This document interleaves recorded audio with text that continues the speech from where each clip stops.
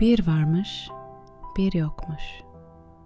Uzak, çok uzak bir ormanda, ağaçların yıldızlara değdiği o huzurlu köşede minik bir ayıcık yaşarmış. Onun adı Doktor Pofi'ymiş. Doktor Pofi, ormanın en bilge, en yumuşacık kalpli doktoruymuş. Her akşam penceresinin kenarına oturur, gökyüzünde parlayan o narin hilal ayı seyretmeyi çok severmiş. Onun için yıldızlar, çocukların mutlu ve ışıl ışıl gülüşlerini hatırlatırmış. Doktor Pofi'nin dünyadaki en büyük dileği, ormandaki tüm çocukların o güzel gülüşlerinin hiç sönmemesiymiş. Bir akşam, Doktor Pofi odasında sessizce otururken, ormanın içinden hüzünlü bir rüzgar sesi duyulmuş. Rüzgar, küçük tavşancığın evinden geliyormuş. Küçük tavşancık aynaya bakmış ve derin bir iç çekmiş. Benim gülüşüm eskisi kadar parlak değil. Neden ışığı söndü ki? Gözleri, o tatlı gözleri yaşlarla dolmuş. Doktor Pofi bu sessiz, hüzünlü sesi duymuş. Onun kulakları ormandaki en narin kalplerin sesini bile işitirmiş. Hemen o yumuşacık yatağından kalkmış, medikal önlüğünü giymiş ve küçük tavşancığın yanına gitmiş. Nazikçe sormuş. Kalbin neden ağırlaştı küçük tavşancık?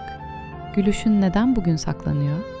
Tavşancık aynayı Doktor Pofi'ye göstermiş. Bak demiş, yıldızlar gibi parlamıyor. Doktor Pofi gülümsedi. Sesi ormandaki yumuşak bir yosun gibiydi. Belki de gülüşün sadece biraz sevgi ve bakım istiyordur küçük dostum. Belki de ona nasıl parlayacağını hatırlatmamız gerekiyordur. Tam o anda odada yumuşacık, sihirli bir ışık yayılmaya başladı. Bu ışık ay ışığından daha parlak ama güneşten daha sıcaktı. Duvarda minicik, narin kanatları olan gülüş perisi belirdi. Perinin sesi ormandaki çan çiçeklerinin sesi gibiydi. Her gülüş, dedi, sevgiyle ve temizlikle parlar küçük tavşancık. Sönmüş gibi görünebilir ama sihir her zaman oradadır. Gülüş perisi elini yavaşça açtı. Mavi, ışıl ışıl parlayan minicik bir diş fırçası tutuyordu. İstersen, dedi, gülüşünün sırrını sana gösterebilirim. Tavşancık heyecanlandı. Gözlerindeki hüzün bir duman gibi dağıldı. Doktor Pofi anlatmaya başladı. Sesi huzurla doluydu. Dişlerimizi nazikçe, incitmeden fırçaladığımızda onlar da bize parlak bir gülüş hediye eder. Tavşancık fırçayı aldı.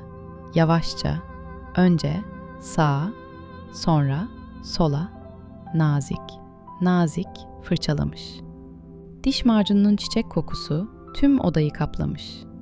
Ve o an dişlerin üzerinde sihirli köpükler oluşmaya başlamış. Bu köpükler minik yıldızlar gibi parlıyormuş.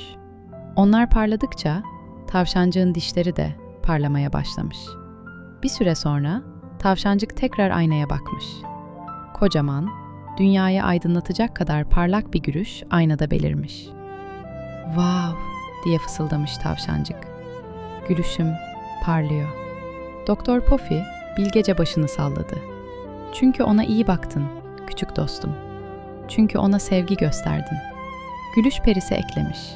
"Her sabah ve her akşam küçük bir bakım büyük bir mutluluk getirir." Tavşancık mutlu bir şekilde yumuşacık yatağına uzanmış.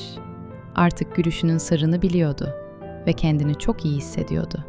Nefesi yavaşlamış, kalbi huzurla dolmuş ve dünyanın en tatlı rüyalarına doğru sessizce yol almış.